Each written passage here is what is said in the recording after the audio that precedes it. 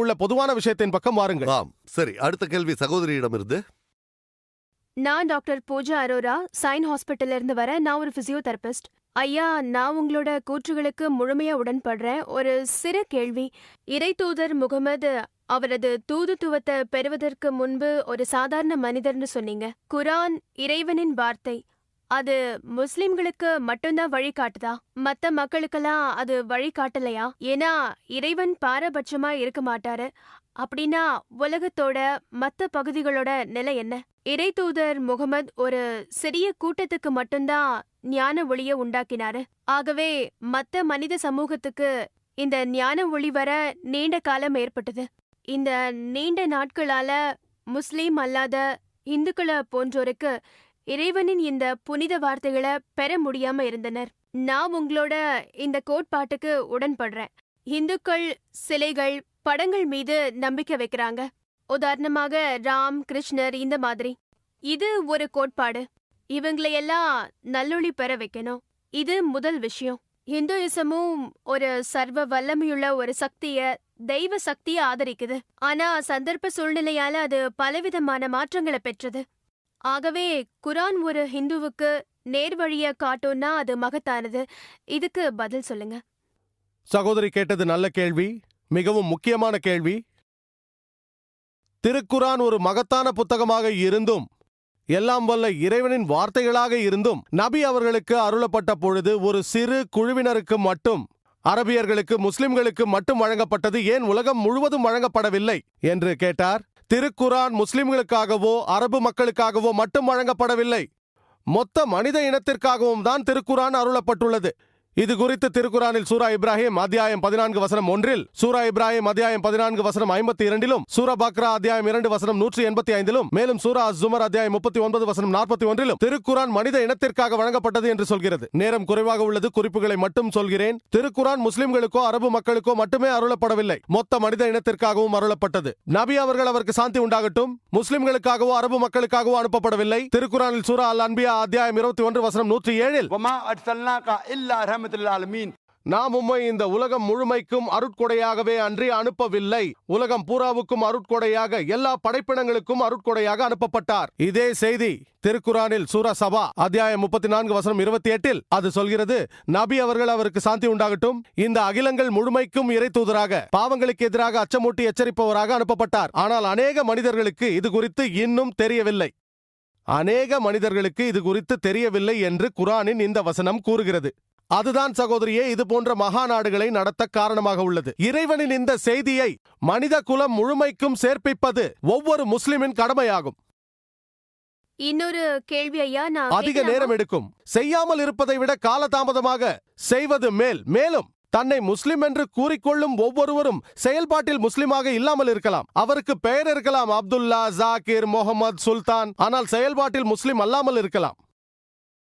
அதேபோல்தான் நீங்கள் சரியாக சொன்னீர்கள், இந்து மதத்தில் புனித நூல்களை பின்பற்றுவதில்லை. இருப்பினும் இன்று வரை மார்க்கத்தை அதிகமாக கடைபிடிப்பவர்கள், வெறும் முதட்டளவில் இல்லாமல் செயல்பாட்டில் கடைபிடிப்பவர்கள் முஸ்லிம்கள் தான். அவர்களுக்கு தான் முதலிடம். எண்ணிக்கையில் கிறிஸ்தவர்கள் சுமார் 200 கோடி பேர் இருக்கிறார்கள். முஸ்லிம்கள் 130 கோடி என்று சொல்லப்படுகிறது. ஆயினும் மக்கள் மார்க்கத்தை சரியாக கடைபிடிப்பதில் இஸ்லாம் தான் முதல் எண்ணிக்கையில் இருக்கிறது. சதவிகிதத்தில் பார்த்தால் அதிக எண்ணிக்கையாகும். ஆகவே இத்தகைய சொற்பொழிவுகள் குறைந்த சதவிகிதத்தில் உள்ள இஸ்லாத்தை சரியாக பின்பற்றாத முஸ்லிம்களை இஸ்லாத்தின் பால் நெருக்கமாக கொண்டு வரவும், முஸ்லிம் அல்லாத சகோதரர்களுக்கு நாங்கள் அந்த அமைதியின் செய்தியை, அன்பின் போதனைகளை எடுத்துச் சொல்லி கடவுள் ஒரே ஒருவரே என்பதை உலகுக்கு நிரூபிக்கின்றோம். முழுமையான அமைதி நிலவ வேண்டுமெனில் நீங்கள் உங்களை அந்த கடவுளுக்கு அர்ப்பணிக்க வேண்டும். அதுதான் இந்த உலகிலும் இறுதி நாளிலும் ஈடேற்றம் பெற ஒரே வழியாகும். அதனால்தான் சகோதரியே இது போன்ற மகா நாடுகளை நடத்துகின்றோம். எங்களுடைய சேட்டலைட் சேனல் பீஸ் டிவி என்ற பெயரில் இயங்குகிறது. அந்த சேனலை ஒவ்வொரு நாளும் 6 கோடி பேர் பார்த்து பயனடைகிறார்கள். நாளை தீர்ப்பு சொல்லப்படும் இறுதி நாளில் நான் எல்லாம் வல்ல இறைவன் முன்னிலையில், யா ரப், எங்களால் முடிந்தவரை நாங்கள் நன்றாக செயல்பட்டோம், நாங்கள் தினசரி 6 கோடி மக்களுக்கு உனது செய்திகளை எடுத்துச் சொன்னோம் என்போம். இன்று ஒரு சகோதரிக்கு அந்த செய்தி போய் சேர்ந்திருக்கிறது. நாளை தீர்ப்பளிக்கும் அந்த நாளில் எல்லாம் வல்ல இறைவனிடம் நான் முறையிடுவேன். நான் உனது செய்தியை ஒரு சகோதரிக்கு எடுத்துரைத்தேன். ஒப்புக்கொள்வதும் கொள்ளாததும் உங்கள் சித்தத்தில் உள்ளது. ஐயா, இப்ப நான் பேசலாமா? தாராளமா. நன்றி ஐயா. இன்னொரு சின்ன கேள்வி. கடவுள் யாருக்கும் சார்பற்றவர். ஆகவே நீதி செலுத்தும் அந்நாள்ல நீங்க இங்க பக்க சார்பாக எடுத்துக்கொண்டு முஸ்லிம் அல்லாதவர்களுக்கு கேள்வி கேட்பதில் முதல் சலுகை தந்ததைப் போல அல்லாமல் கடவுள் யாருக்கும் சார்பற்றவர். ஆகையால் இந்துக்கள் சிலைகள் படங்களை நம்புவதை விட்டுட்டு அனைத்து சக்தியுள்ள இறைவன, எந்த உருவ அமைப்பும் இல்லாதவன வணங்க ஆரம்பித்த பின் அந்த இறுதி தீர்ப்பு நாள்ல அவங்க முஸ்லீமா வாழலன்னு இறைவன் புறக்கணித்து விடுவானா? ஏன்னா இந்து மதத்திலையும் ஒரு கடவுள் கொள்கைதான் உண்டு. ஆனா அவங்க தவறா புரிந்து கொண்டு அத்தகைய வழக்கங்களில் ஈடுபட்டார்கள். இந்து மதத்தை பின்பற்றுவது தவறல்ல. ஏன்னா உங்களோட நோக்கம் கடவுள்தான் எல்லாத்திலையும் மகத்தானவன், அவனுக்கு கற்பனையான உருவம் இல்லைங்கிற ரொம்ப நல்ல செய்தி கேள்வி. இந்துக்களிடம் சேர்ந்தால் நீங்கள் வெற்றி பெற்று விட்டீர்கள். நல்ல கேள்வி, நல்ல கேள்வி. நன்றி ஐயா. கேள்வி பதில் விஷயத்தில் நாங்கள் பக்க சார்புள்ளவர்களா இல்லையா என்பதில் 2 கருத்துக்கள் உண்டு. நாங்கள் பக்க சார்பாக செயல்படாத காரணத்தால் நீங்கள் கேள்வி கேட்க முடிந்தது. நான் பக்க சார்பாக இருந்திருந்தால் அல்லாஹ் சுப்ஹானஹு வ தஆலாவிடம் நேரடியாக நான் பதில் சொன்னேன் என்று சொல்லியிருக்க முடியாது. சரிதானே? ஆகவே சகோதரியே, நாம் புரிந்து கொள்ள வேண்டியது என்னவென்றால், நாங்கள் பாரபட்சமாக இருக்கக்கூடாது என்பதில் பாரபட்சமாக இருக்கின்றோம். ஏனென்றால் மற்றவர்களுக்கு செய்தி சென்றடைந்து விட்டது. 100 இல்லை என்றால் 90%. ஆகவே நாங்கள் பாரபட்சமாக இருக்கக்கூடாது என்ற விஷயத்தில் பாரபட்சமாக உள்ளோம். சரி ஐயா. ஐயா, இப்பொழுது உங்கள் கேள்விக்கு வருகிறேன் சகோதரியே. Yes. உங்கள் கேள்வி, ஒருவேளை இந்துக்கள் ஒரு இறைவனை நம்பினால், உருவங்களை நம்பாமல் இருந்தால், சிலைகளை நம்பாமல் இருந்தால், விக்கிரகங்களை நம்பாமல் இருந்தால், தீர்ப்பு நாளன்று முஸ்லிம்களாக இருப்பார்களா என்று கேட்டீர்கள். சரியாக சொன்னீர்கள். இஸ்லாத்தின் ஒரு பகுதியை பின்பற்றுகிறார்கள். நீங்கள் மேலும் இந்து மத வேதங்களை படித்தீர்களேயானால் இன்னொரு இறை தூதர் வருவார் என்று சொல்லப்பட்டிருக்கிறது. நபி அவர்கள், அவருக்கு சாந்தி உண்டாகட்டும், அவரது வருகையை பற்றி பல இடங்களில் முன்னறிவிப்பு செய்யப்பட்டுள்ளது. அது குறித்து பவிஷ்ய புராணத்தில் பருவம் 3 காண்டம் 3 அத்தியாயம் 3 ஸ்லோகங்கள் 5 8 வரை, மேலும் பவிஷ்ய புராணம் பருவம் 3 காண்டம் 3 அத்தியாயம் 3 ஸ்லோகங்கள் 10 27 வரையிலும், அதர்வண வேதத்திலும் முன்னறிவிப்பு செய்யப்பட்டுள்ளது. அத்தியாயம் 21 வசனம் 6, மேலும் அதர்வண வேதம் அத்தியாயம் 21 வசனம் 7 பல இடங்களில் முன்னறிவிப்பு செய்யப்பட்டுள்ளது. 100 இடங்களுக்கு குறைவில்லாமல் பெயருடன் முன்னறிவிப்பு செய்யப்பட்டுள்ளது. இந்து மத வேதங்களில் முஹம்மத் என்று குறிப்பிடப்பட்டுள்ளது. எல்லா குறிப்புகளையும் கூற நேரம் போதாது.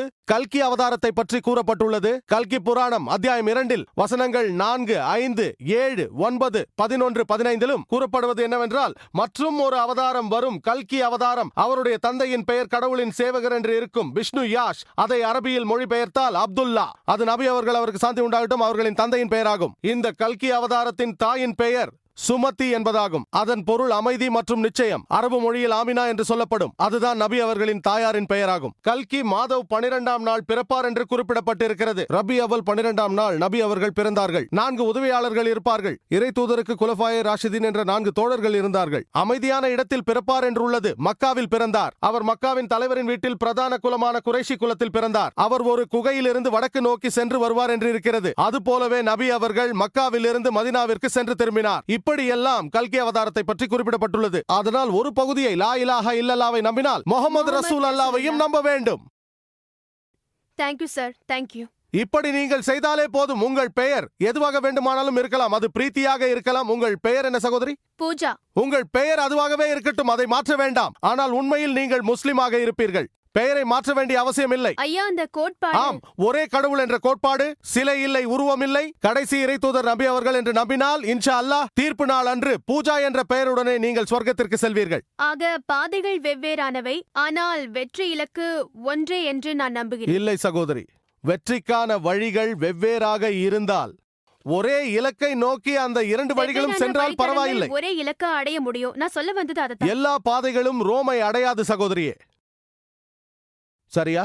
இந்த பாதை அழைத்து செல்லும் என்று நீங்கள் நினைக்கலாம். நீங்கள் தவறாக நினைத்தால் நான் உங்களை திருத்த வேண்டும். நான் அதை சரிதானே? இல்லையா சகோதரியே, நீங்கள் உங்களை இந்து என்று அழைத்துக் கொண்டால் அதற்கு விளக்கம் இந்தியாவில் வசிக்கும் ஒரு நபர் என்று பொருள். இல்லையா, அப்படி இல்லை சகோதரி. இந்து என்பது பூகோள ரீதியாக வரையறுக்கப்படுவது. உங்களுக்கு தெரியாமல் இருக்கலாம், எனக்கு தெரியும். பூகோள ரீதியாக நானும் ஒரு இந்து தான். நான் ஒரு இந்து. பூகோள ரீதியாக சகோதரி, இந்து என்ற வார்த்தை அரேபியர்களால் முதலில் பயன்படுத்தப்பட்டது. நான் அங்கு செல்லும் பொழுது என்னை இந்தி என்று அழைப்பார்கள். இவர் இந்தி என்பார்கள். என்னை ஹிந்து என்று அழைப்பார்கள். இந்து என்ற வார்த்தையை முதலில் பயன்படுத்தியது அரேபியர்கள். அவர்கள் இந்தியாவிற்கு வந்த பொழுது. பாரசீகர்களும் அப்படித்தான். இந்தியாவில் வாழும் மக்களை குறிப்பதற்காக பயன்படுத்தினார்கள். ஆகவே நிலவியல் ரீதியாக நான் ஒரு இந்து. ஆனால் மத ரீதியாக அப்படி சொன்னால் ஹிந்து என்பது தவறான வார்த்தை. சுவாமி விவேகானந்தர் கூறுகிறார், அதற்கு சரியான வார்த்தை வேதாந்தி, வேதங்களை பின்பற்றுபவர். ஆகவே வேதங்களில் உள்ள சரியான விஷயங்களை நீங்கள் நம்பினால், ஒரு கடவுளை நம்பினால், நபி அவர்களை இறைத்தூதர் என்று நம்பினால் நீங்கள் ஒரு முஸ்லிம். மதம் என்பது இதில் முக்கியமல்ல. அல்லாஹ்தான் மிக உயர்ந்த சக்தி. சரிதான், இதில் நான் முதலிடம் ஒப்புக்கொள்கிறேன். கடவுளுக்குத்தான். அதே போலத்தான் அதனால் இறைவனின் மார்க்கமானது இறுதியாகும். ஒரு ஆனால் மார்க்கம் தான் உள்ளது. கடவுளின் மதம் இஸ்லாம் அல்ல. கடவுளின் மதம் இஸ்லாம் அல்ல. இஸ்லாம் என்ற அரபு சொல் உங்களை புண்படுத்தினால் அந்த வார்த்தையை ஒதுக்கி வையுங்கள். இல்லை, அது என்னை புண்படுத்தவில்லை. இல்லை, நான் சொல்கிறேன் சகோதரியே, அது உங்களை புண்படுத்தவில்லை என்றால் இல்லையா, நீங்கள் அது சாந்தியானது. அது எப்படி யாரையும் புண்படுத்தும்? அதுவும் குறைந்தது படித்த ஒரு பெண். மாஷா அல்லாஹ், நீங்கள் கற்றறிந்த பெண்மணி. Thank you so much. Thank you sir. சகோதரி, இஸ்லாம் என்றால் இறைவனுக்கு அர்ப்பணித்தல் என்று பொருள். இஸ்லாமில் பிரச்சனை இருந்தால் அந்த பெயரை ஒதுக்கிவிட்டு உங்கள் விருப்பங்களை இறைவனுக்கு அர்ப்பணியுங்கள். அல்லாஹ் சொல்கிறான், திருக்குரான் சூரா ஆல இம்ரான் அத்தியாயம் 3 வசனம் 19, ஒரே ஒரு மார்க்கம், இறைவனால் ஏற்றுக்கொள்ளப்பட்ட மார்க்கம், உங்கள் விருப்பங்களை இறைவனிடம் அர்ப்பணிப்பதாகும்.